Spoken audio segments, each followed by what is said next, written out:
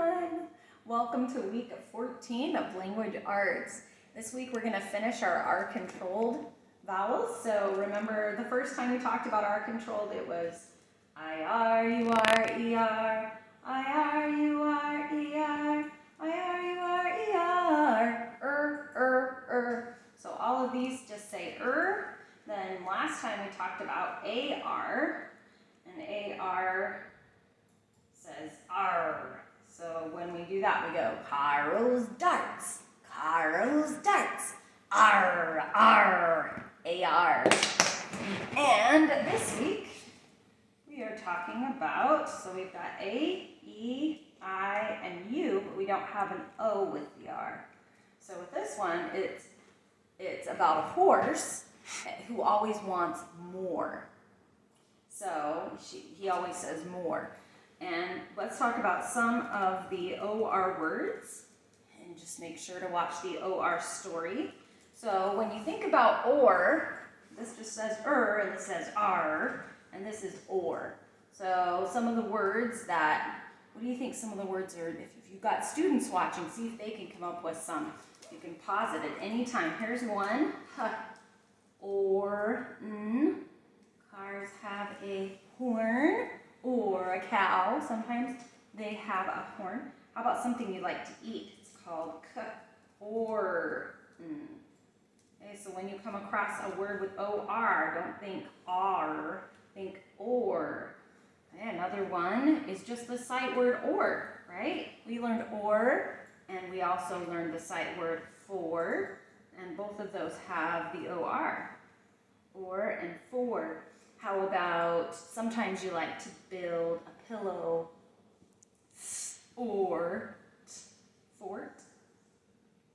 We'll name just two more. Another one is a fork. We eat with a fork. Fork.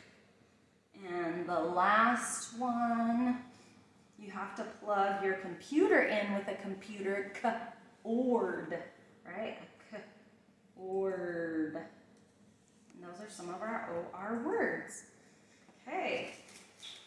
Boris wants more is what OR is going to be. It's going to be Boris wants more. Boris wants more. Or, OR. So that's how you do the OR. Boris is a horse.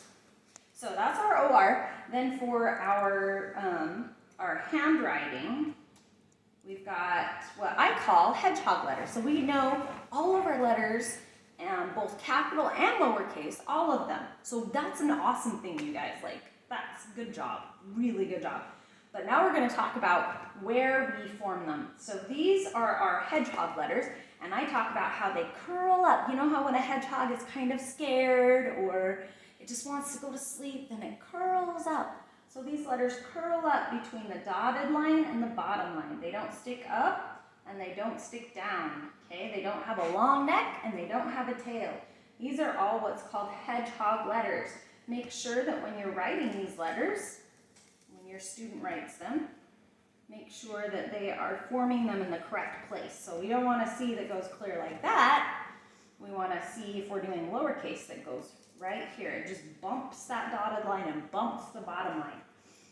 And so same thing with all of these. Like with an M, we don't want an M goes like that, right? That's too little. We just want them to be bumping. So we go like this, and we bump, and we bump. And they don't go underneath either. We don't want a Z that goes like this, all right? Because it doesn't have a tail. It's a hedgehog letter. It goes between the dotted line and the bottom line.